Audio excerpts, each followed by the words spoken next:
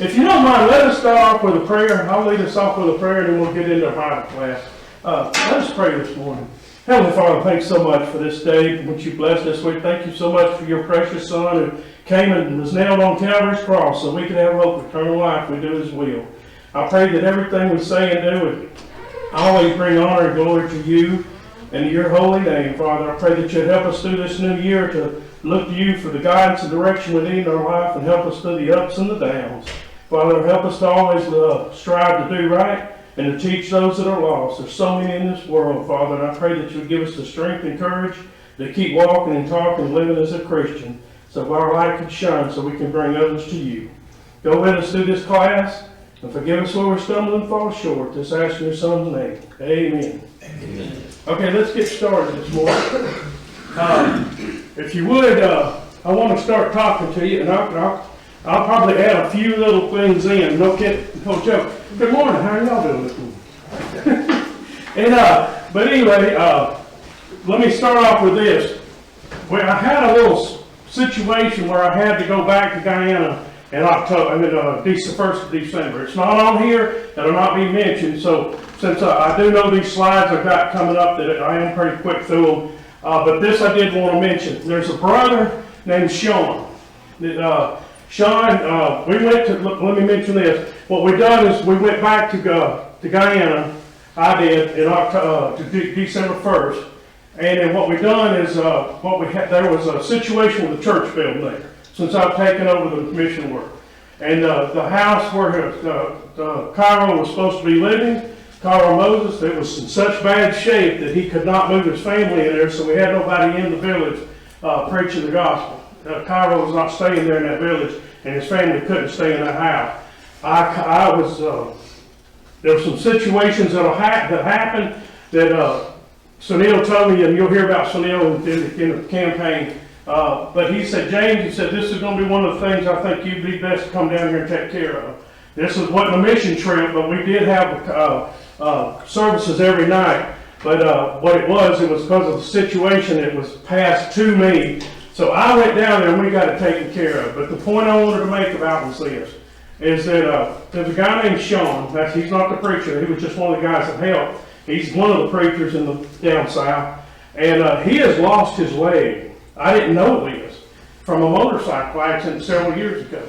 And Sean was working and everything, and I noticed he limped, and I've got my knees that are messed up, but I didn't think anything about it. Well, about close to the end of the trip, I asked Sean, I said, Sean, what are you looking for? Your knee hurting? And he said, oh, no. He says, my leg's giving me problems. I said, what's wrong with your leg? And he rolled up his pants and he had an artificial leg. And I didn't know it the whole time I was there. My point is he needs a new leg. And so what I was asking the congregations if they want to try to give or help some on it, and he can get a new foot put on it for a couple of $100, but he can get a whole new leg made and remolded to his knee to be for about $1,000 US. And so I've been asking the congregations if anybody wants to help. It's not something you need to do. It's just something if you want to help. I want to try to see if I can get him a leg. I did not know he had lost his leg. I've done asked the congregations beforehand and try to help out and give everybody time. But anyway, I'm going back again. Matter of fact, next month. I'll be heading back February the 9th. We'll be going in, and then we'll be coming back out. I will be in 2 weeks after that. And we're going to do a mission trip. So let's get started on this trip right here. I have a question. You always do. Yeah. Well, you were saying, I thought you said that guy's leg was wore out. That it didn't, Yeah, didn't get that okay, what it is, the artificial leg is molded to, I don't know, some of y'all might know about artificial limb. It's molded to the stub. Well, his stub's wore completely out in the metal, or the sheet metal and stuff it's made out of is wore completely out. So when he walks, it doesn't work right. And that's what they're talking about, is he can get the whole thing remolded and the whole new leg made. Here in America, it'd be probably, I guess, $20,000 or $30,000, $40,000. They can get it done for $1,000. And that's what we're talking about, is getting him a whole new prosthesis to put on, not just the foot, but the whole thing. Does it hurt his leg? Does it make his leg hurt? Yes, it makes his leg hurt. Okay, I gotta get on. I gotta move forward. Okay. If you got any questions, y'all can ask. But anyway, what we done is we had a preacher's workshop while we were there. I don't have to turn around because that TV is going to be the same. And I'll keep wanting to turn backward just, I don't know why. But anyway, we had a preacher's workshop down there while we were there. We'd never had this before. And, well, they've had something, Roger had something similar. But what we've done is I asked every one of the preachers from Guyana that's part of AmerIndian Missions to come and be, they were sort of mandatory for them to be there. And out of the, all the preachers, we've got 18 on the payroll, I had 15 that showed up. One had an excuse, the other two we had to take care of. But anyway, with that said, we had a 3-day workshop, and then after that, we went to the village of Mocha Mocha, and the U.S., the ones that went down there from the U.S. was able to go in there to Mocha Mocha for about 3 days, 2 or 3 days, and then they finally had to come out. We had to bring them out and let them fly back home. And then I went back with Sunil, and we stayed in Mocha Mocha for a while. And then after we stayed in Mocha Mocha, we went to Napi and done a campaign at Napi. And then after Napi, Sunil and I ran to Katoka, and we gave medications there. We met with a bunch of the brethren and just handed the medications to them. And we didn't pass it out. We just gave it to the preacher, and then and several of the members that did show up, and I gave it to him, and he passed it out. But you'll see that. So that's what we're going to cover here this morning. Let's move. Okay, I just want to make sure. Go this way. Okay, now here's what I want to show you. We've done something different on this trip, and we went out of Houston, Texas, and we don't normally do that. We normally fly out of Miami, but we went out of Houston because of Brother Hodge, trying to help him out. So the thing about this is, you see how we went down south toward Mexico and in turn went across. So the reason we had to do that is because SpaceX was having a launch down there, so we was not allowed to go toward Miami the shortest way. And then, because I know much of you here probably have heard about Venezuela and the U.S. and what's going on down here just a couple of days ago. Well, because of the conflict down there, we were not allowed to fly over the area down there off of the coast of Venezuela, so we had to make our trip up, and then as we went up, we had to come back around. So the whole point about this, on that trip, this trip here, it took a lot longer to get to Guyana than what it normally does. And if any of you are wondering, let me mention this real quick, and we'll leave this alone. I can give you my opinion, but I would rather give you the words of what the people in the country say. What the U.S. has done was good. Believe me, we were very nervous because Venezuela didn't want to take over Guyana. I know I've mentioned this in the past. I'm not getting into politics, so don't you dare sit there and think, well, dang it, I'm not going to politics. But Guyana was very close to being taken over by Venezuela. And because of our country and the leaders we have, that once that was taken care of, this right here is protecting the South down there. Now we're not worried about getting captured or getting anything happen to us down while we're down there now as missionaries. But it is a good thing that what has taken place. That's all I'm going to say to that, and that's going to give you my opinion. But that is a lot of what the brothers are saying down there. Let's move on now, and let's cover some more ground. Okay, now let's go back. Let's click the right button, James.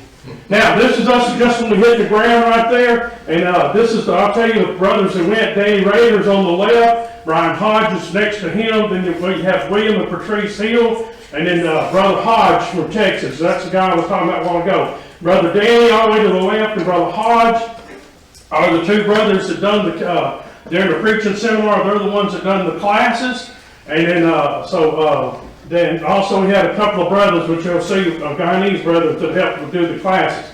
And to probably get it to where we'll understand what the preacher's seminar was about, and we're going to possibly try to do it every couple of years, is it's going to be something similar to like PTP.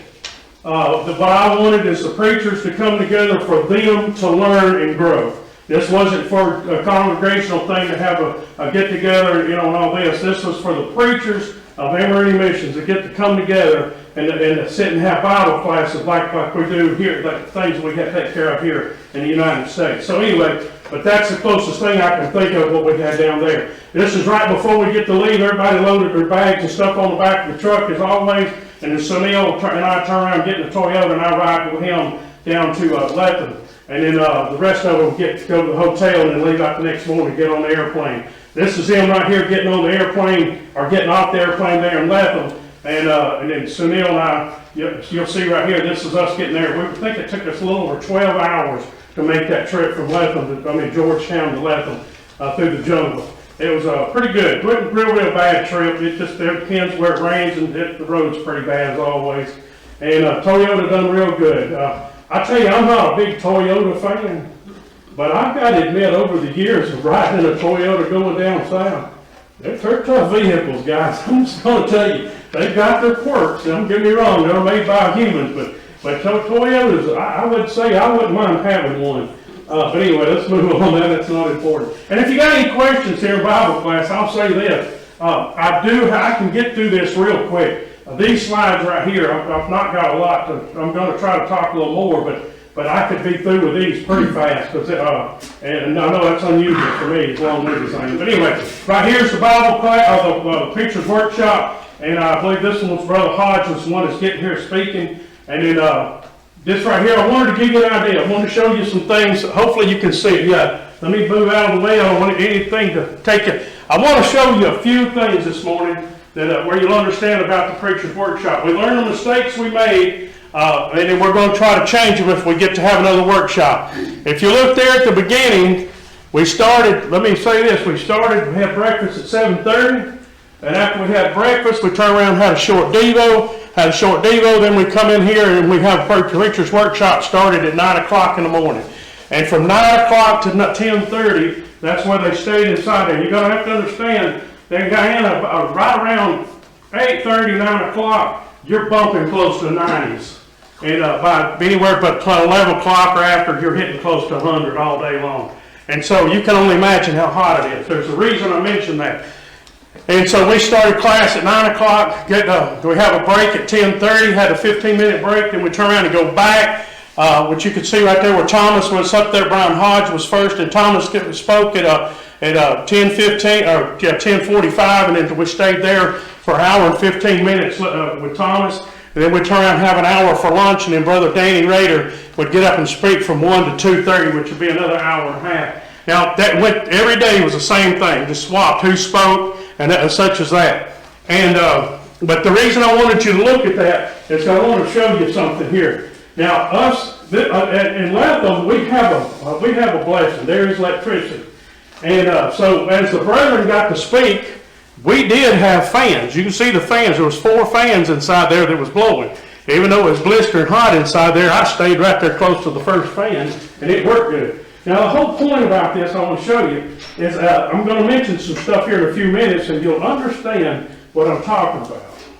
Let's move on. Now, this is Brother Thomas right here, and Brother Thomas, you'll hear the stuff that they talk about here just a little bit. And but there's Brother Thomas, and then right here's what we had when we had our meal. We had the ladies would fix a meal for us, and as we get finished eating our meals, and everything would hang around and talk and chat. And then we turn around and head back, go back in and start having our services again. Right there where the banana is, where you see, is where the ladies had their Bible class. And so the ladies, while we were in there having class, some of the ladies, the guys, the preachers, their wives would come, and they would sit up their benches right there underneath that banana and have services at our Bible class, just like us having classes in the building. They stayed out there just as long. This is Brother Danny Rader when he was doing his classes. And the thing I want to mention, to go ahead down and mention to you, and I'll probably mention again when we start having work, when we get into worship. Everything these brothers talk about, the Guyanese brothers, you're going to hear about. And that's the reason I'm just going to let you know a little bit ahead of time, and I'm going to try my best to get through it quickly. But everything I'm going to mention, except for maybe a couple of things, is going to be what they spoke and preached about while I was there. Every sermon, not everyone, but most of the sermons they done, I wrote them down because I wanted to cover them, and where you'll understand what they're talking about down there. And you'll understand more about that later. Okay, but I just wanted to mention that ahead of time. And this Brother Danny Rader, he does the 3rd class right there. Of course, I just mentioned again, you can see the fans. We did have electricity on the side of the wall there where it would blow. And then this was our very first day right here. So we didn't have that many. We only had the preachers from AmerIndian Missions show up. And then as time went on, there's Brother Archer. I asked Brother Archer, would he do a lesson? So he did. Brother Archer is one of those brothers that I would say I would match him with anybody in the United States. Brother Archer is very strong in the church, a very good preacher. If he had somebody qualified, he and somebody else could be an elder in the church down there. They could have elders in that congregation where he preaches at. And the key is I asked him to speak, done a great job. And but the one thing about this is some of the things he talked about we're going to hear in just a little bit. And but what happened was as time went on, we had more and more people kept showing up, which I'll mention something about that here in a few minutes. Okay, now while we were having class, the rain started, and man, I mean, they had a microphone if they wanted to use it. Most of them were loud enough they didn't have to. And there was one day that when the rain came, and we literally had to stop. I just told them, I said, guys, just chill out. Let's just everybody rest, and we'll pick back up afterwards. They couldn't speak with a microphone and going through speakers loud enough that you could hear inside that room, in that building. It was raining that hard. And so anyway, we stayed there for a little while until after it was over with. I threw this picture in because I wanted to show you something on this picture.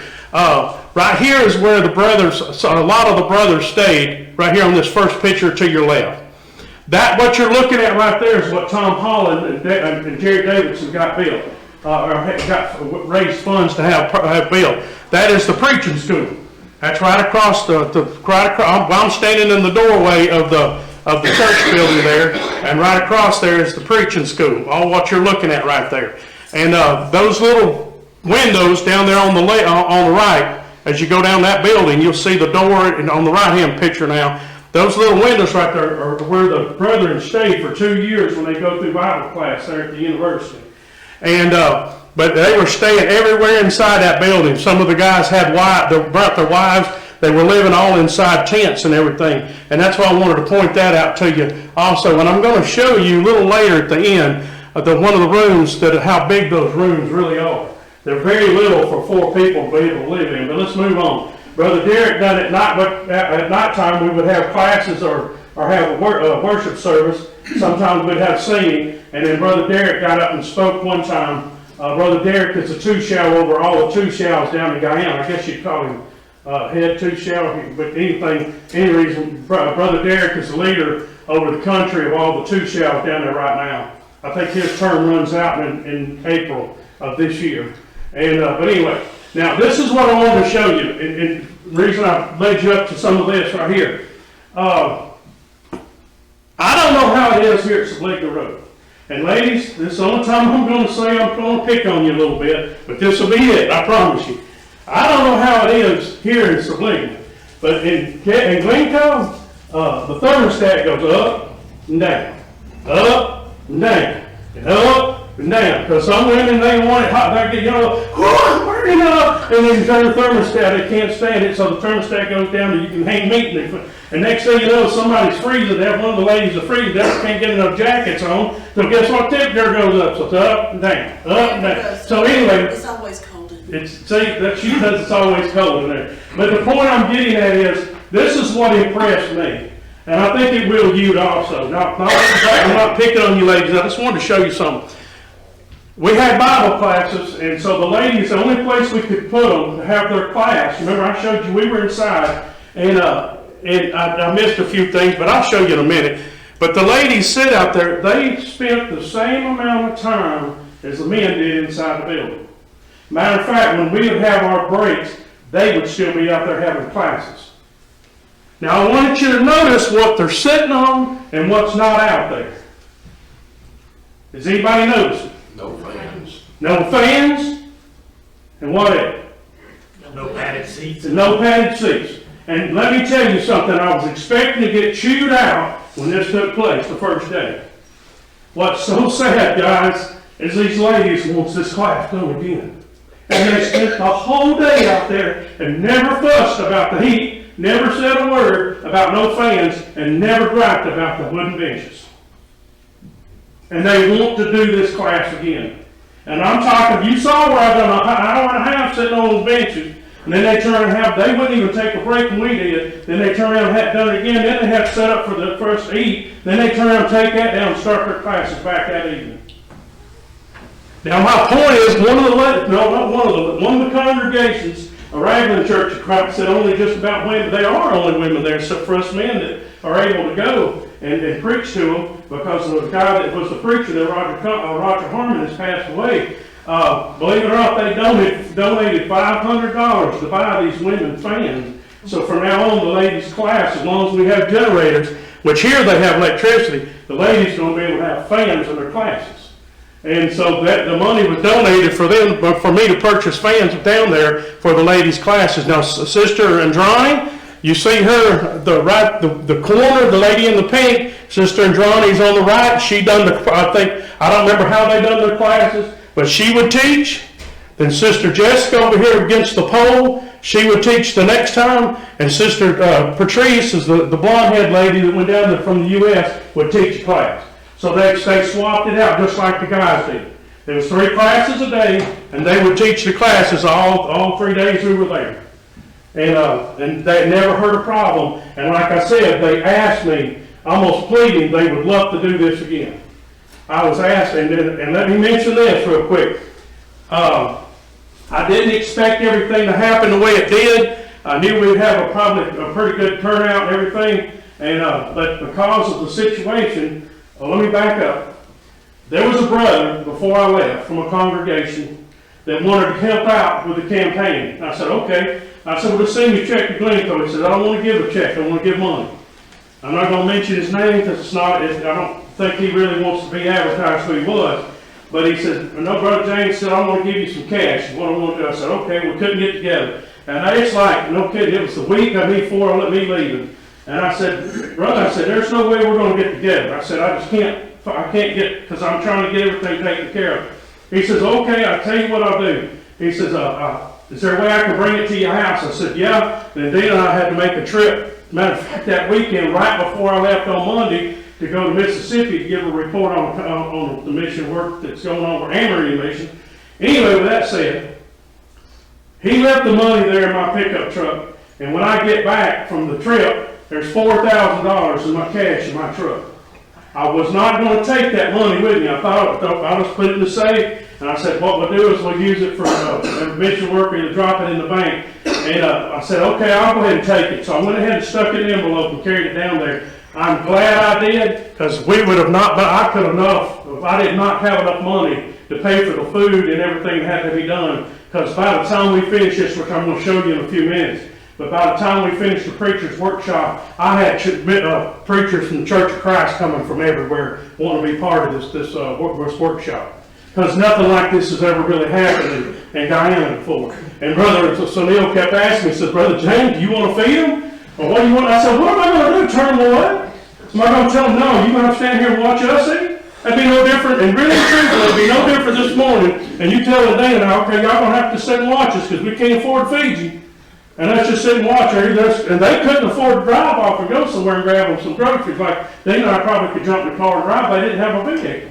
But they were just coming from everywhere, members of the church, not just members, but preachers that are not part of AmerIndian Missions wanted to be part of this workshop. And because of that money he donated that I was able to give to Sunil, we were able to get enough food and the things we needed to keep taking care of so we could finish the workshop.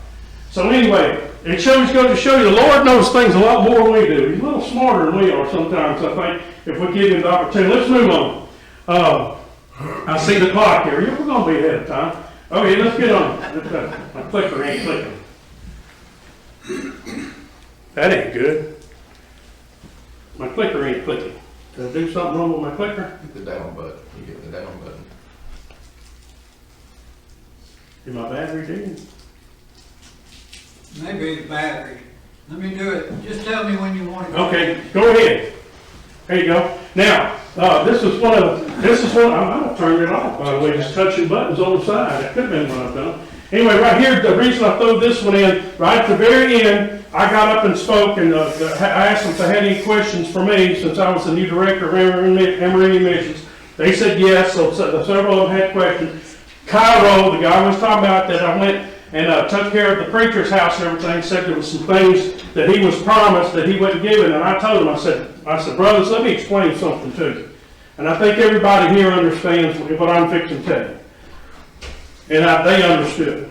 I said, brothers, I can't change and help what happened in the past. I said, I'm the director now, and I can take from this point on, and I'm going to tell you what's going to happen. And I said, I can tell you if I don't keep my promises, you can hold me accountable, but you cannot hold me accountable for something I had no part of. I said, but I promise you I will try to do my best to make whatever was said to you right. Well, after all was said and done, Carl was talking about the house and this, that, and the other. We're not going to get into all that. Then I got with Sunil later, and Sunil said, yes, the money was sent just like he was told. And he was not totally correct about what he was saying in front of everybody. But the reason I showed you Elvis right here getting up, Elvis was through the very first class that ever graduated from the preaching school there in Lebanon that was established. And Elvis got up and said he wouldn't care if he didn't get another penny from the United States. He would never stop preaching the gospel. He was thankful for what he's been blessed to be part of AmerIndian Missions. And basically the rest of the brothers started defending AmerIndian Missions for what they've done. And then so the situation was taken care of, and with Cairo. So let's move to the next slide. So that's what this was about. Elvis got up and he just let everybody have it pretty much, and especially Cairo. And then, there's a whole lot more. I wish I had time to talk about it. And then this is where I get up and finally at the very end and try to explain to them. So here's the thing that's changed from when Roger and Jerry had it. They have to send me a report every month, or either send it to Sunil and Sunil sends me a report, or they lose $25 out of their pay and they do not get it back. I told them, I said, guys, this is the way it's going to be. Accountability is fixing to happen. And I said, there's not a preacher in the U.S. that's going to get up and sit there and preach, and the congregation want to know what's going on. I said, he's got to work, and he's got to, they're going to know what he's doing. And if I have my guess, you're not just going to come up here or not even show up for 2 or 3 days a week and nobody say anything. There's accountability here in the United States. I said, it's going to be there. I said, people are sending money to pay for your salary. And I said, this is the thing. You're going to have to explain what you've been doing.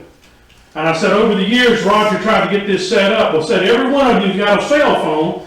I said, there's no reason why you can't send some information or something of that nature. And so far, and it's starting this month, I told them, starting January, if I do not get a report from you, you can learn some of these guys ain't making $200 a month. And some of them was making less than that. And I said, if you don't give me that paperwork, then I said, I'm going to be just like this. You know what? I've got to get in my car and drive for 30 minutes to go to the bank to make sure that money gets transferred so you get paid. So if you can't send me some information, then you know what? I'm not going to drive to the bank and get that money in there for you. So $25 is going to be docked out of your pay. And if you don't pay it the next month, there'll be another $25. And then I told him, I said, and you're not getting it back. No, if you turn around and give me okay, I'll do 3 months at a time. Well, that ain't the way it's going to work. You miss a month, you lose a month.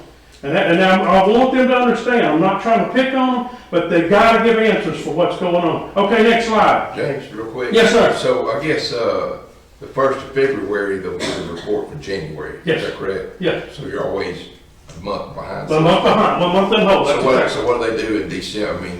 December. I've already received just about everybody. So Neil's received a bunch of them, and I've received some, and I'm going to start writing them down this month. And as a matter of fact, Elvis, the guy I showed you a while ago, and during the whole time of COVID and everything, give you an example real quick, Elvis has never quit sending one. He's the only preacher down there that sent one every single month.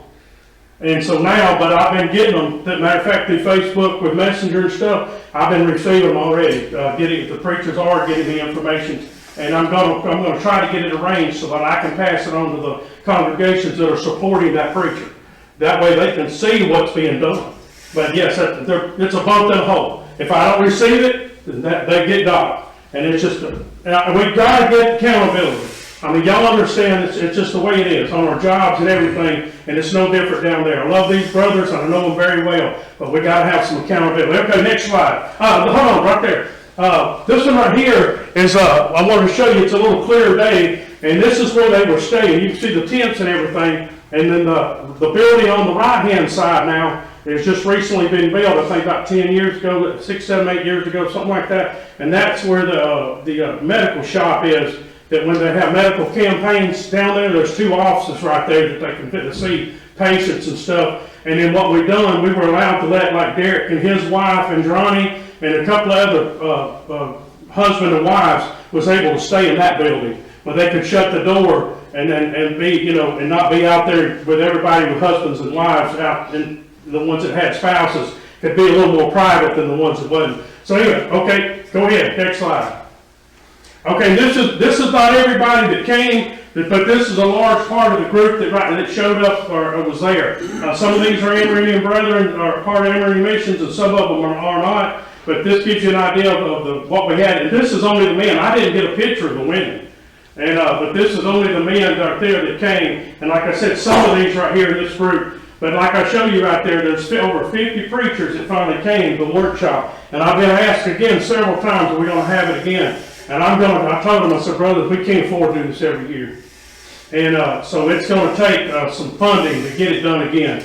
And to give you an idea how much this costs, normal campaigns run somewhere around $5,000 to $7,000 for us to do a campaign. That right there costs a little over $12,000 to do that campaign we done right there for 3 days. To be able to, and there's a lot to it. If anybody wants to know any more information, I can tell them. Okay, let's go to the next slide. Right here is us loading up and getting ready to go to Mocha Mocha. The Americans were able to go with us. The ones that was there, Danny Rader and Brian and Brian Hodge and Brian Hall and Patrice and her husband William. And so we're loading up right here. Okay, go to the next one. And then right here's what Sunil had sent down and passed out. I have one for the, man, my mind just went blank because I don't have mine. But anyway, the next village, Katoka where we went into, and Mocha Mocha, that we had, they passed these out in the village so that everybody would know what was coming up. Okay, go to the next slide. And right here's when we arrived. Now we're riding Mocha Mocha is about a 30-minute ride, and so some of the brothers were riding on the back of the Toyota, and then some of them rode in vans and stuff like that. And when we get there, just as soon as we pull up, this is around lunchtime, give or take, somewhere around 12 o'clock, 1 o'clock. I think it was right before lunch. That's right, because we had to carry the ladies over to the where we could fit. They could start preparing a meal where we could eat. Okay, so this is a little bit before lunch right here. And then as soon as we got there, you saw they were setting up. And when they were setting up, what they done is they started stringing lights and everything inside of this is not the church building. The church building was the next one. This right here is where we had the worship service and everything every night at Mocha Mocha. And then we dropped them off. What I'm trying to get at is, and immediately as soon as they got everything set up, the brothers disappeared and started going in the villages and teaching and setting up Bible studies and stuff. Okay, next one. Okay, this right here is the newly painted church building here at Mocha Mocha. And the thing about this is there's a congregation in South Alabama that's donating money to be able to paint, give or take, around 3 or 4 different buildings. To give you an idea, it takes somewhere around $1,000, a little less, some of the buildings a little more. You notice the preacher's house back there was not painted. So that one right there would probably be about $750, maybe a little bit more. And the brethren would paint the church building. What I mean by that is for the preachers, we'd get some of the preachers from the other congregations that we know that work, and we would ask them, hey, would y'all want to go? And they would go and help paint the building. That Mocha Mocha was one of the buildings that was painted. And so anyway, move on to the next slide. There we go. And this is right here is what I showed you a while ago. This was setting up for the crusade. Right here is just the brothers got off the truck, got everything set, and got the lights set up and everything. Because of my knees, they will not even let me tote anything. So all the Guyanese brethren, even Americans, they will not, when I try to tote a tote or try to do anything to try to help anymore, they're so afraid of me tearing my knees up again, and knowing if I did, I'd probably be out. I mean, no kidding, they're watching me like a 2-year-old. And it's, in a little ways, I'm glad, because I'm not used to just standing around, but they won't let me do very much. So they said, you just direct, just tell us what to do, and we'll get the work done. And so it's a blessing that I am able to do that. And I do a few things, don't get me wrong, but of course when they start seeing it, they get mad, start fussing. I mean, next picture, if you don't mind. Next slide. Okay, this right here is us eating after we finished setting up and got that back to, this is Thomas's ranch right here. Thomas George is part of our group now. And Thomas is the director over the preaching school. Which is Summerdale, I believe, is the congregation that's open. No, it's not. Eastern Shores is overseeing the work at the preaching school, and Thomas is director, and this is his and Sunil's. Sunil owns part of this house, this place right here with the cattle, but this is their place right here. And by the way, Sunil's married to his daughter. Okay, now, this is where we ate, and where you see the tents right there where they stayed. Go to the next one. Okay, this right here is Thomas starting us off the crusade at Mocha Mocha.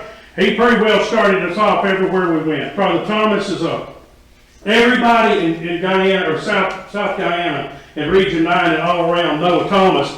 Because Thomas, I think I've mentioned this in the past, Thomas is a medic. And the medics are known because they travel to every single village, and they're like a doctor, like a traveling doctor. And so everybody knows them. And so when he goes into a village, everybody, I'm talking about Christians and non-Christians, everybody knows the medic because they come to him to see him, to what's wrong with him, to try to get things taken care of. So anyway, Thomas I wanted him on board with us because I knew if he would go into a village with us, that people would want to come and hear him. Because everybody loves Brother Thomas to death. But anyway, next slide if you don't mind. And we had packed a house. Thomas, every night it was loaded. You'll see more of that later. And this is Brother William Hall right here. Brother William was in the Air Force, and he's retired. And I asked him, so did you do a Bible class? I never heard him taught a class or anything when I've ever heard him go down there. And he said, yeah, I do a Bible class. So Sunday morning, we had a worship service there at Mocha Mocha, and he taught Bible class. And so that I got to finally hear Brother William do a class. He's done a good job, by the way. And so anyway, next slide. And this is right before they left. Well, Thomas and Sunil and I done, we drove the pickup truck, brought the brothers out of Mocha Mocha, and brought them here to the hotel. And then the next morning we took them over to the airport, dropped them off, where they could fly back to the U.S. And he and I turned around and checked out, and we went back to Mocha Mocha, and that's where I stayed with the group the rest of the time in tents and wherever we stayed at. Okay, next slide. And this right here is us giving out medication in Mocha Mocha. And every time we go in, that's something Jerry's always told me. He said, James, when you go on with these campaigns and stuff, always remember this. Never put yourself in a position that you can take from the AmerIndian people. And so that's what I've tried to do, is carry something every time I go. But we never advertise it. We never tell anybody that we're bringing medication in. But we always carry medication because that's the one thing that people can use down there. Next slide. And this is us right here when we get to Napi. And for some reason my nose is starting to itch. Good gracious alive. And I don't want to rub it. That might help you breathe. This right here is us unloading at Napi. And so anyway, and we're getting, you see the preacher's house there on the right hand side, of course, and the church building there on the left. Okay, next slide. And in this right here, we had a situation when we got there. There was supposed to be I said Katoka earlier. We went to Napi, is what we went to, the village of Napi. And then you see Brother Huxley right there with a hat bent down. Brother Huxley had to fix the water lines and get water for us. We had no water when we got there. All he had was a 2 jugs of water we carried in. And then I had I think 2 9-packs of a bottle, 2 or 3 liter bottle of water, and that's all we had. And I'm telling you guys, after you ride around in 100 degrees, walk around 100 degrees and sweat for a little while, you get to smelling bad. I'm thankful my smell and taste is gone. Because I'm telling you, I imagine we didn't smell too good after that first day. But Huxley finally got us water. Next slide. And Huxley finally got us the water. So the ladies, we filled up the bucket for the ladies right there. And then you can also see right there is where the ladies, only the cooks and myself, you got it fixed. Yeah, did I turn it off? Was that one? Put a new battery. Oh, okay. Man, let's see, I'm running the battery down on the thing. Okay, and then this right here, what I wanted to show you on this picture here, is the reason I threw it in. What they done is they put a plastic around there, and that's where the men and the women would take showers. I was put inside in the building because they didn't want to take a chance on me falling or something of that nature, because in the middle of the night, if I had to go use the bathroom, they didn't want me walking around in the dark and taking a chance on tripping and falling. There are holes and everything. Brother Thomas led us off at Napi right there, and this is the first night. Give you an idea of how many people showed up. We had a very good turnout there. And I want to mention this to you. This is getting close to the end. We're running out of time too. But right here is the building. the church building, you can see right there, and then they have an awning on the back, of course. And but Brother Danny, I don't know if I sent the notice to you or not. I asked a bunch of the congregations to help Brother Danny. Brother Danny had a kidney transplant. His wife donated a kidney, and so he has to take any rejection drugs. That's right. Okay, and so it's very costly. And so several people have donated money and to give him some medication. And Brother Danny was in that first tent. And what's weird, Danny's the tallest guy in the group. Danny's probably not quite 6 foot, but anyway, but he done good. But we could tell he was dragging. He was really getting sick by the end of the campaign. Not sick, but you could really tell. But every day, Danny was out there teaching and staying out in that hot sun and doing work and trying to teach. And then Sister Andrani stayed there in that second tent. And that was the reason I want to show it. And I stayed in that corner room right there with the two, very corner. And I didn't want to. I wanted to go in the tent. And they said no. They didn't want me in a tent because of my knees. They don't want me to take a chance of getting hurt. And so there is a bathroom and a shower in there. And they said that way I could get up in the middle of the night and go use the bathroom, not trip and fall. So anyway, that's the situation there. And right here is the last night of the crusade there. And we had a good turnout. It was, I don't know, I think they did count heads, but I'm not sure, and I could guess a number, but I don't know how many showed up for the campaign, usually every night. And this right here is us taking the medications, Katoka, that I was talking about. We didn't stay. What we done is Sunil just took a trip across the way and had to go across the river there on a little barge. And then this is us getting off the barge, going up to the hill, to the church building. And then that's the Katoka right there. And then Brother Archer is the preacher there. And that's an awning that they recently built. They're doing good. And what I mean by this is they're doing good that they're able to take money out of their funds, and they're doing little campaigns of their own. That's one of the congregations there that they're not asking for help when they do these campaigns. They're not as big as what we're doing. They're not carrying like 15, 20 people in, but they're carrying small groups in the villages and able to do campaigns during the times when we're not down there. And Brother Archer is very, very strong in that. I tell you, Brother Archer he's a leader, I'm telling you. And I'm thankful for him. And the Lord's church is stronger because of it. But anyway, that's us carrying the medications in, and then we turn around and we head back. And then right here is, I wanted to show this in, and this will be close to the end right here.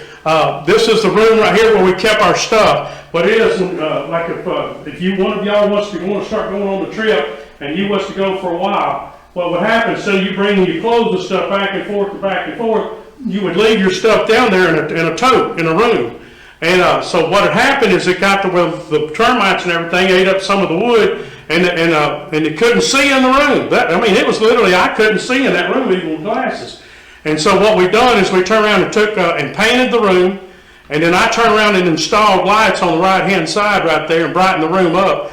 And then we replaced some of the wood and everything, and when we got done, this is what it looked like. And this room right here, give you an idea, that's the same size room where 4 guys stayed during the Bible, when they're having their Bible classes or having a class down there, when the guys go through their 2-year class in Guyana. And here's looking the other way.